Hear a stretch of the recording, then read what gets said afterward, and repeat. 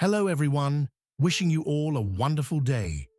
Today we're going to discover why James was willing to give up his wealth, career, and entire old life just to choose a simple future with LyTuDiep and little Nye.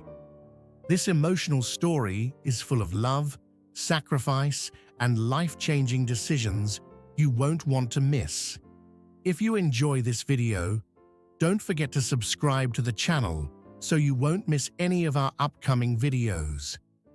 Morning light poured through the bamboo grove in soft golden ribbons, turning the leaves above into a shimmering green canopy. Beneath that quiet glow, James stood still and watched LyTuDiep as she bent down to gather fresh bamboo shoots from the damp earth. The breeze moved gently through the stalks, carrying the scent of soil, leaves, and the kind of peace that seemed impossible to find anywhere else in the world. It was the sort of silence that made a person hear their own heart more clearly. LyTuDiep brushed a strand of hair from her face and looked up. The moment she saw him standing there, her hands paused. A shy smile touched her lips, though surprise was plain in her eyes. A man like James looked out of place in a rural bamboo forest, dressed too neatly, carrying too much weight in his expression. He stepped closer, his voice low and warm. "Next time we meet, don't call me boss anymore, okay?" LyTuDiep lowered her gaze almost at once. Her fingers tightened around the bamboo shoots in her arms. "I can't," she said softly, her voice shaking. "In my heart, you'll always be my boss. I can call you sir, but I can't just call you by name." James let out a breath and looked past her toward the mountain ridge, hidden in pale mist. His eyes were distant, like he was watching a life he had already decided to leave behind. "Maybe that's the problem," he said quietly. "I'm trying to put that life down." There was pain in his tone, though he tried to hide it. After a long silence, he told her about his mother, about the truth that had surfaced, about the man who had met her, about how, after everything, he had made up his mind not to chase that old wound anymore. "My company, my career, all of it," he murmured, almost like he was speaking to himself. "I want to leave it behind." LyTuDiep didn't answer right away. The forest around them felt strangely still, as though even the wind had stopped to listen. She could sense how serious he was, and that made her chest feel tight. This wasn't just a passing thought. This was a man standing at the edge of a life-changing decision. James turned back to her. "You know," he said, settling down on a low rock among the bamboo, "I've been thinking about the factories." LyTuDiep looked confused. "The factories?" He nodded. "The 3 woodworking factories. I'm planning to hand over the management." Her eyes widened. "To who?" "To you."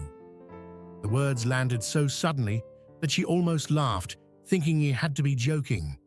But when she looked at him, his face was calm and serious. He meant every word. "Me?" she asked, stunned. "Boss, no. I mean, sir, how could I do something like that?" "You can," James said without hesitation. "And more than that, you deserve it." He leaned forward, his elbows resting on his knees. "Since you came into the company, everything changed. You worked harder than anyone. You solved problems fast. You adapted to everything. You helped the business grow far more than you even realize. Your life improved by 1 part, but the company improved by 2 or 3. LyTuDiep stared at him, speechless. James continued, his voice steady and sincere. "You may not have the education others do. You may come from a poor family, but none of that matters to me. I've seen the way you work. I've seen your mind. You're flexible, smart, and brave. You don't run away when things get difficult. LyTuDiep's heart pounded. She should have felt happy, but what she felt most was fear. Tan Long is 45 kilometers from here, she said. If I have to keep going back and forth, how will I manage everything? I still have my own work, my family. Nah, I'm afraid I won't be able to do it. James nodded, as if he had expected that answer. I know it won't be easy. The workload will be heavier. The pay will be better, but the pressure will be worse too. There'll be nights you can't sleep, days your head feels like it's splitting in two. I'm not pretending otherwise. He paused, then looked at her with quiet conviction. But I trust you completely. That was what shook her the most. Not the offer, not the money. It was the trust in his eyes. For a moment, neither of them spoke. Somewhere nearby, birds called out from deep in the trees. The sound felt like background music to something much bigger than the two of them. Then James raised his hand and pointed toward the red dirt road beyond the grove. Parked there in the sun was his Ford Raptor, the dark body gleaming even with a layer of road dust on it. I'm selling the car too, he said. LyTuDiep turned and stared at it. Even from a distance, it looked expensive, powerful, and almost new. It didn't belong in this village any more than James did. You're selling it? She repeated. He nodded. I bought it for more than 1.3 billion. In the current market, maybe it'll go for 1.1 or 1.2, if I'm lucky. LyTuDiep frowned. That's a big loss. The market is bad right now because of fuel prices. You should wait a little longer. When things settle, you could get a better price. James shook his head. I don't want to wait. There was something final in the way he said it. He looked back at her. Can you help me take photos and post them around? Maybe ask some people locally too. LyTuDiep nodded slowly, but inside, she felt a deep ache. The car wasn't just a car. It was part of the world James had belonged to. His wealth, his status, his old identity. Selling it meant more than giving up a possession. It meant cutting the last visible thread tying him to that life. She swallowed hard, then spoke carefully. Chairman Hoan already suspects me. James's expression changed. His jaw tightened, though his voice remained calm. He said something to you? LyTuDiep hesitated, then nodded. He thinks I've been watching you for him, or maybe the other way around. Either way, he doesn't trust me. James gave a sad, almost tired smile. Of course he doesn't. He looked away again, toward the road, toward the truck, toward the life that had always followed him like a shadow. My father has always had people watching me, especially when it comes to you. LyTuDiep felt a chill despite the warm air. That's one of the reasons I decided to quit, James said. I'm tired of being managed like a project, tired of every relationship being treated like a threat, tired of living a life where every step is already being calculated by someone else. His voice deepened on the last words, heavy with old disappointment and something close to relief. Then he turned back to her, and this time there was no distance in his gaze at all, only gratitude. Deep, he said gently, I've never really thanked you properly. She blinked, caught off guard. You helped the company when it needed it. You helped me when I didn't even know I needed help. You changed your family's life. You changed mine too. He gave a faint smile. Thank you for always being by my side. Her eyes filled so quickly that she had to turn her face away. You really shouldn't thank me like that, she whispered. You'll always be my boss. James let out a quiet laugh. "And I'm asking you one last time not to call me that." She shook her head, smiling through tears. He stood up slowly, brushing dust from his hands. "Then at least promise me this. The next time we meet, it won't be because of work. No reports, no meetings, just two people sitting down, drinking beer, and talking nonsense." LyTuDiep looked up at him, her heart aching in a way she couldn't explain. "You really mean to leave everything?" James looked at the bamboo grove, the hills beyond it, the sky stretching open and wide above them. When he answered, his voice was quiet, but there was no hesitation left in it. "Yes," he said, "this time, I really do." He started walking back toward the road, toward the truck that soon wouldn't be his anymore. LyTuDiep stayed where she was, standing among the bamboo as the wind moved softly through her hair. She watched him go with a heart full of gratitude, fear, and a strange, fragile hope she didn't yet know how to hold. And in the hush of the forest, it felt as though both of them had already stepped into a new life, even before either of them fully understood what it would cost. James came home earlier than usual that afternoon. The sun had begun to soften, spilling warm light across the small yard and the worn wooden walls of the house. Inside, LyTuDiep was sitting quietly with a cup of bitter tea in her hands. She looked tired, but peaceful in that quiet, rural way that had nothing to do with comfort and everything to do with endurance. When James stepped in, she looked up, clearly surprised to see him so soon. "You're back early," she said. He smiled and walked over to her. "You must be tired, right?" Before she could answer, he gently placed his hands on her shoulders and began to massage them. His touch was careful, almost hesitant at first, as though he still wasn't sure he had the right to care for her so openly. LyTuDiep stiffened in surprise, then slowly relaxed. A small smile appeared on her face, and her eyes brightened in a way that made the whole room feel warmer. "You don't have to do that," she said softly. "I know," James replied. "I want to." The simple answer made her fall quiet. For a while, they talked about ordinary things: the market, the weather, the bamboo shoots, little Nye's habits, the sort of conversation that seemed small on the surface, yet held the comfort of two people learning how to share a life, even before it had officially begun. Then James's voice turned gentler. "You should work less." LyTuDiep looked at him as though he had said something impossible. "Work less? In this house?" "I mean it," he said. "You carry too much. You should spend more time with your family, with Nye, with yourself." She laughed softly and shook her head. "That sounds nice when you say it, but this is not your world. Life here is hard. The work is hard.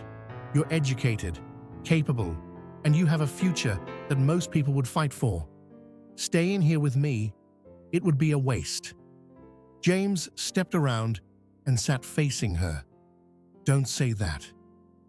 "I'm serious," she said. "You don't belong in a place like this." He looked straight at her, calm and unwavering.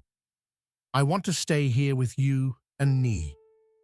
The words were simple, but they hit with the force of something life-changing. LyTuDiep stared at him, speechless. The difference between them, his background, his education, his status, had always stood between them like an invisible wall. Yet every time James spoke now, it felt like he was tearing down that wall with his own hands. The room grew very quiet. Outside, somewhere beyond the yard, the evening breeze moved through the trees like running water. Then James smiled faintly. "Let's play a game." LyTuDiep blinked. "A game?" "Truth or truth," he said, No dares, just honesty. 2 questions each. That made her laugh. That sounds unfair already. Maybe, but we both need to stop hiding. She looked at him for a long moment, then nodded. Fine. You ask first. James took a breath. And just like that, the softness in the room turned serious. I've decided to quit completely, he said. I'm handing everything over to Tuan and Lin. The company, the work, the responsibilities. I want to leave all of it behind and come live here with you and Nee. He held her gaze, every word deliberate. Will you accept me? LyTuDiep's breath caught. She had imagined many things, feared many things, but hearing him say it so clearly still shook her to the core. This wasn't a passing emotion. It wasn't just affection. It was a decision, a sacrifice, a declaration. Her eyes filled, but worry rose alongside the love in her heart. You would lose too much, she whispered. James didn't look away. Maybe, but I know exactly what I'd be losing. And I know what I'd be choosing. She opened her mouth, but no words came. Before she could answer, he continued, his tone turning lower. There's something else you need to know. The DNA test, the one that said Chairman Huan was your biological father. It wasn't true. LyTuDiep froze. James watched her carefully. It was a setup, a way to separate us, a way to make everything more complicated and push us apart. For a second, the room seemed to tilt around her. That lie had carried so much pain, so much confusion, so much shame. And now James was telling her it had all been manipulation. So, I'm not, she began, unable to finish. No, James said gently, you're not. LyTuDiep lowered her head, gripping the edge of the cup in her hands. Her emotions tangled together so tightly she could barely breathe.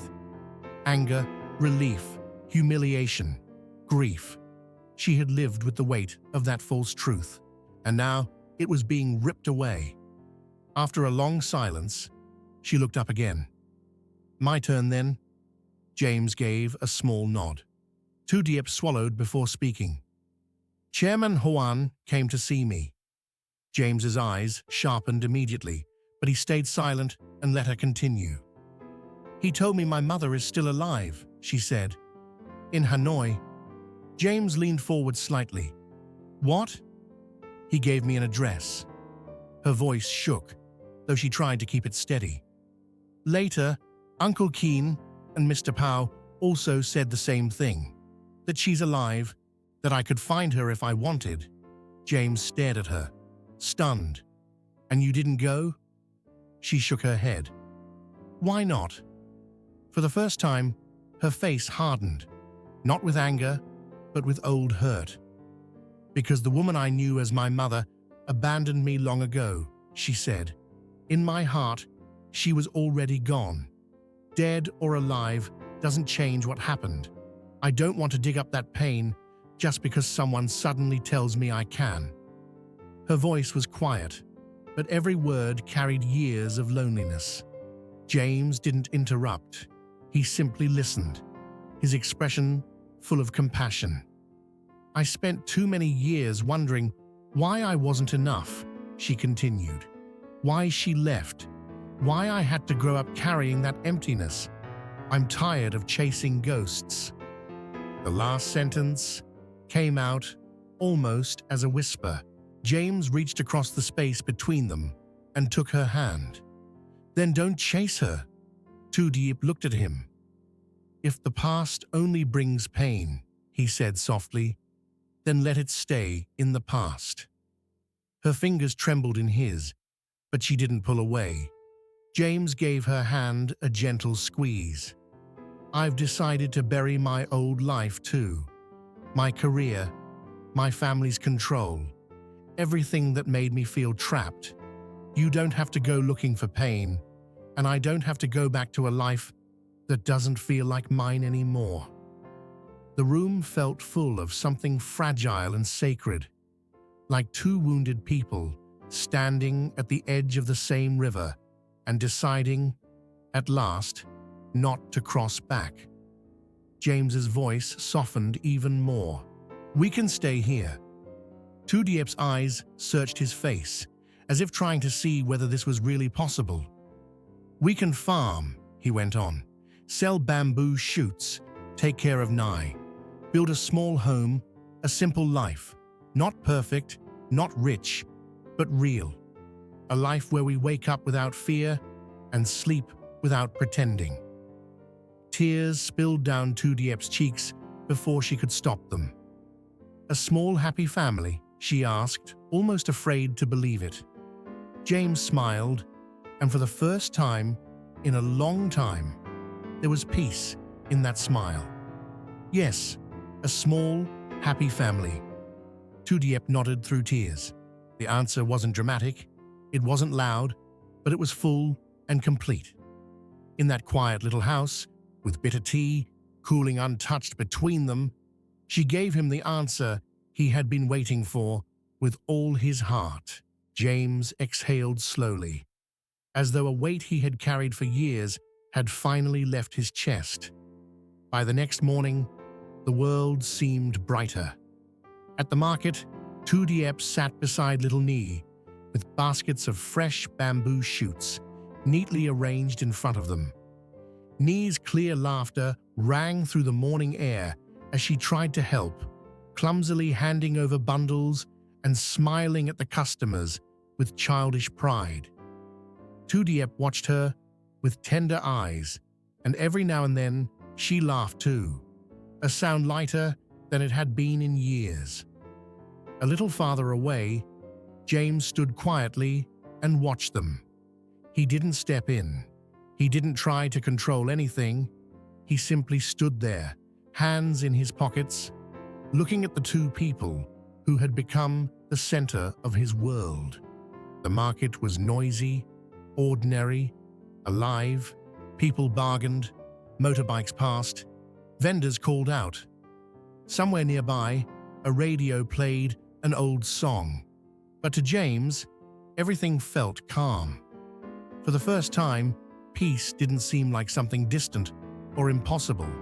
It was right there in front of him, in LyTuDiep's tear-washed smile, in Nye's laughter, in the bamboo shoots stacked in woven baskets, in the simplicity of a life that asked for love instead of ambition. He had given up status, wealth, and the future others had planned for him. And standing there now, watching the woman he loved and the child who filled the morning with joy, he knew he had not lost anything that truly mattered. The mountains in the distance stood quiet beneath the pale sky. The wind moved softly across the market, carrying the scent of earth, food, and new beginnings. James looked on with a still heart. This was no longer a sacrifice. This was home.